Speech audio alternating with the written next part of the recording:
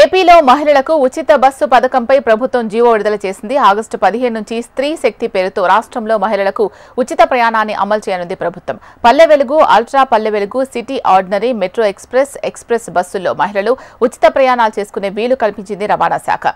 ఆంధ్రప్రదేశ్ నివాసులైన యువతులు, మహిళలు, ట్రాన్స్జెండర్లకు ఐడీ ప్రూఫ్తో ఉచిత ప్రయాణాలు కల్పించనున్నారు. Non stop, interstate, chartered, package tour బస్సులతో పాటు Saptagiri express, ultra deluxe, super luxury, star liner అన్ని ఏసీ బస్సులకు పథకం వర్తించదని ఉత్తర్వుల్లో పేర్కొన్నారు. ఇక మహిళల భద్రతకు ప్రాధాన్యం కల్పించేలా మహిళా కండక్టర్లకు బాడీ వార్న్ కెమెరాలు, అన్ని బస్సుల్లో సీసీ కెమెరాలు ఏర్పాట్లు చేయనుంది రవాణా శాఖ. అర్హులైన ప్రయాణికులకు జీరో ఫేర్ టికెట్లు ఇవ్వనుండగా జీరో టికెట్ల ఖర్చును ఆర్టీసీకి రియంబర్స్ చేయనుంది ప్రభుత్వం.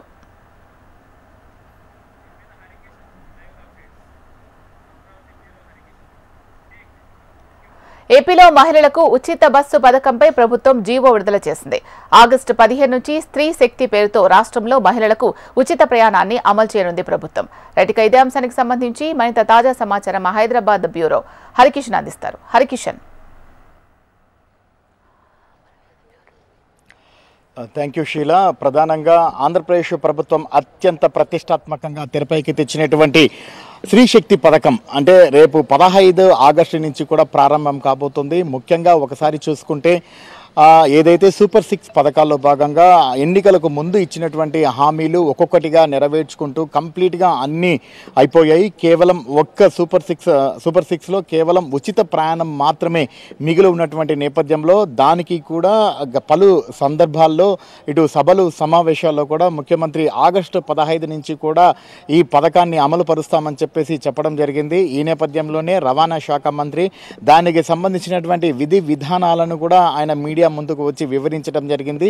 అయితే దగ్గర సంవత్సరం పాటు ఈ పథకాన్ని అమలు చేసేందుకు వివిధ ప్రాంతాల్లో అమలవుతున్నటువంటి తీరును కంప్లీట్గా కూడా అధ్యయనం చేశారు. అక్కడ జరుగుతున్నటువంటి లోటుపాట్లను ఇక్కడ పునరావృతం కాకుండా ఉండే విధంగా అన్నీ కూడా అధ్యయనం చేసి ఒక నివేదికను తయారు చేసి దానికి అనుగుణంగా ఈరోజైతే చర్యలు తీసుకోబోతున్నటువంటి పరిస్థితి ఉంది. ఇప్పుడు ఒక్కసారి చూస్తే దగ్గర 6,700 బస్సులు రాష్ట్ర వ్యాప్తంగా మహిళలకు ఉచిత ప్రయాణానికి అందుబాటులోకి రానున్నటువంటి పరిస్థితి అయితే ఉంది. దీనికి తోడు పెరుగుతున్నటువంటి అంటే ఎవరైతే మహిళలకు సంబంధించి ఉచిత ప్రయాణం పెరుగుతూ దానికి అంచనాలు వేస్తూ మరొక 2 సంవత్సరాల కాలంలో 3,000 ఎలక్ట్రికల్ వెహికల్స్ను అంటే ఎలక్ట్రికల్ వెహికల్ బస్సులను కొనుగోలు చేసేందుకు ప్రభుత్వం కూడా ప్రణాళికలు సిద్ధం చేస్తోంది. దానికి అనుగుణంగా ఇప్పటికే అడుగులు సైతం వేస్తోంది. ముఖ్యంగా ఏసీ బస్సులను గ్రామీణ ప్రాంతాల్లో కూడా తిప్పేందుకు అలాగే దాంతో ఉచితంగా ప్రయాణించేందుకు కూడా వీలు కల్పించే విధంగా ప్రణాళికలు సిద్ధం చేస్తున్నటువంటి పరిస్థితి అయితే ఉంది. ఇప్పటికే ఒక్కసారి చూసుకుంటే అంటే ఈ 13 నెలల అధ్యయనంలో ప్రధానంగా స్త్రీకి సంబంధించి అంటే మహిళలకు సంబంధించి దగ్గర ప్రస్తుతం 25% జర్నీ సాగుతోంది. అలాగే ఉచిత ప్రయాణం ఎప్పుడైతే అమలవుతుందో అది ఏకంగా 65%కు పెరుగుతుందని చెప్పేసి కూడా ప్రభుత్వం అంచనా వేసింది. దానికి అనుగుణంగా ఇప్పటికే బస్సుల సంఖ్యను సైతం పెంచేటటువంటి ప్రయత్నం కూడా చేస్తున్నటువంటి పరిస్థితి కూడా లేకపోలేదు.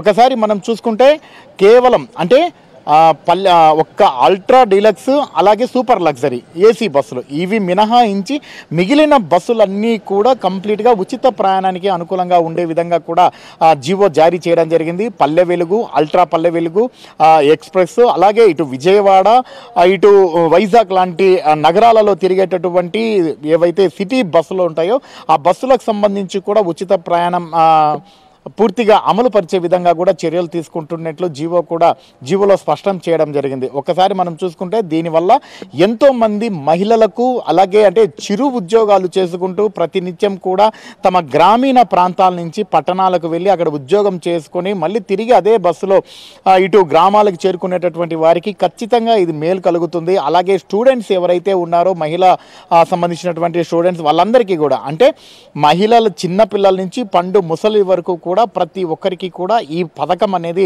పూర్తిగా అమలులోకి వస్తుందని చెప్పేసి దానికి సంబంధించినటువంటి గైడ్ లైన్స్ని కూడా రిలీజ్ చేయడం జరిగింది. కంప్లీట్గా ఏదైతే గుర్తింపు ఉన్నటువంటి కార్డును ఇటు ఓటర్ కార్డు అలాగే Aadhaar card, ration card so వీటి ఏవి చూపించినా కూడా కంప్లీట్గా వీటిలో అనుమతించేటటువంటి అవకాశం కూడా ఉంది. మరోవైపు ఇటు అంటే భద్రత పరంగా మహిళలకు సంబంధించి ఇటు కర్ణాటకలో అలాగే తెలంగాణలో కూడా ఉచిత ప్రయాణానికి సంబంధించి అనేక గొడవలు ఘర్షణలు ప్రమాదాలు జరగడం, వాటన్నిటిని కూడా వీడియోస్ తీసి సోషల్ మీడియాలో పెద్ద ఎత్తున వైరల్ కావడం ఇవన్నీ చూస్తున్నాం. సో అవన్నీ కూడా ఇబ్బందులు తలెత్తకుండా మహిళా కండక్టర్లు ఎవరైతే కండక్టర్లు ఉన్నారో వారికి బాడీ ఓన్ కెమెరాస్ పెట్టడంతో పాటు ప్రతి బస్సులో కూడా సీసీ కెమెరాలు ఏర్పాటు చేసి ఎప్పటికప్పటికి కూడా ఒక కంట్రోల్ రూమ్ ఏర్పాటు చేసి దాంతో మానిటరింగ్ చేసేటటువంటి ప్రయత్నం కూడా చేస్తున్నటువంటి పరిస్థితి అయితే తాజాగా ఉందని మాత్రము చెప్పుకోక తప్పదు. మరోవైపు ఆగస్టు 15 నుంచి కూడా ఈ పథకం కంప్లీట్గా అమలవుతుంది. ఇక్కడ ప్రధానంగా ప్రభుత్వం స్పష్టం చేస్తోంది. అలాగే ఏదైతే తిరుమల తిరుపతి సప్తగిరి ఎక్స్ప్రెస్ ఘాట్ రోడ్డుకు సంబంధించి మాత్రం ఈ పథకం వర్తించదు అని చెప్పేసి కూడా స్పష్టం చేస్తున్నటువంటి పరిస్థితి ఉంది. అలాగే ఇంటర్ స్టేట్ ఏదైతే బస్సు వెహికల్ ఆర్టీసీ బస్సుకు సంబంధించి స్టేట్ దాటిపోయేటటువంటి వాటికి, అలాగే రిజర్వేషన్లకు సంబంధించి, అలాగే చార్టెడ్ బస్సులకు సంబంధించి వీటన్నిటికీ కూడా ఈ మహిళా ఉచిత ప్రయాణం అయితే అమలు కాదని చెప్పేసి కూడా అధికారులు చెప్తున్నటువంటి పరిస్థితి ఉంది. మరొక 4 రోజుల్లో మహిళా మనులకు ఉచిత ప్రయాణానికి పూర్తిగా ప్రభుత్వం ఏర్పాట్లు చేసింది. ఆగస్టు 15న అమరావతి వేదికగా ముఖ్యమంత్రి చంద్రబాబు ఈ పథకానికి శ్రీకారం చుట్టబోతున్నటువంటి పరిస్థితి ఉంది. అలాగే ఆయా సంబంధిత జిల్లాల ఇన్ఛార్జు మంత్రులు ఆ జిల్లాలలో కూడా ఈ పథకాన్ని లాంఛనంగా ప్రారంభించబోతున్నటువంటి పరిస్థితి కూడా ఉంది. మొత్తానికి ఇప్పటికే ఫీడ్బ్యాక్ తెప్పించుకుంటున్నారు మహిళలకు సంబంధించి అంటే ఇంకా ఏమేమి అమలు పరిస్తే బాగుంటుంది, అమలైన తర్వాత అక్కడ ఉన్నటువంటి సమస్యలకు అనుగుణంగా మళ్ళీ చర్యలు తీసుకునేటటువంటి అవకాశం కూడా లేకపోలేదు. ఈ నేపథ్యంలోనే ఆర్టీసీకి ప్రతి సంవత్సరం కూడా 1950 కోట్ల రూపాయల మేర నష్టం వాటిల్లినటువంటి నేపథ్యంలో ఆర్టీసీకి ప్రభుత్వం నుంచి ఈ అమౌంట్ అంతా కూడా రీఎంబర్స్ చేసేటటువంటి అవకాశం కూడా ఉంది. మొత్తానికి మాత్రం మహిళా ప్రయాణం ఎప్పుడెప్పుడు అని ఎదురు చూస్తున్నటువంటి మహిళా లోకానికి మాత్రం తీపి కబురు చెప్పింది. అలాగే గవర్నమెంట్ ఆర్డర్ కూడా జీవో కూడా రిలీజ్ చేసింది. దానికి సంబంధించినటువంటి నియమ నిబంధనలన్నీ కూడా చెప్పింది. మరోవైపు చాలా వరకు మహిళలందరూ కూడా ఆసక్తికరంగా ఆంధ్రప్రదేశ్లో ఎదురు చూస్తున్నటువంటి పరిస్థితి కూడా ఉంది. ఒక తిరుమల దేవస్థానానికి మినహా, అది కూడా తిరుపతి నుంచి తిరుమల వరకు ఆ బస్సులలో మినహా మ్యాక్సిమం మిగిలిన అన్ని ఎక్స్ప్రెస్, పల్లె వెలుగు, అల్ట్రా పల్లె వెలుగుల్లో ఈ పథకం వర్తిస్తుందని చెప్పేసి కూడా ప్రభుత్వం స్పష్టమైనటువంటి జీవోని అయితే రిలీజ్ చేసింది. షీలా, మనం బస్సులకు సంబంధించి మాట్లాడుకున్నట్లయితే ఏవైతే ఫ్రీ బస్సెస్ ఉన్నాయో అవి ఎక్కువగా కేటాయించే అవకాశం ఉందా? ఇప్పుడు ఉన్నవి కాకుండా కొత్త బస్సెస్ ఏమైనా ఏర్పాటు చేసే అవకాశం ఉంది? ఎందుకంటే ఫ్రీ బస్సెస్ అనేసరికి ఎక్కువగా యూజ్ చేసుకునే అవకాశం ఉంది. దానివల్ల కిక్కిరిసిపోతున్నారు, మనం చూస్తూ ఉన్నాం ఇక్కడ కూడా టీఎస్లో. సో చాలామంది ఫేస్ చేస్తున్నారు ప్రాబ్లమ్స్. అది రిపీట్ అవ్వకుండా ఇక్కడ వాటిని చూసి అక్కడ ఏమైనా కొత్తగా బస్సులు కేటాయించే అవకాశం ఉందా ఎక్కువగా? తప్పకుండా శిలా, ఎందుకంటే దగ్గర 700 బస్సులను హైర్ చేసి ఇప్పటికే కొనుగోలు చేసేందుకు కూడా ప్రభుత్వం సిద్ధమైంది.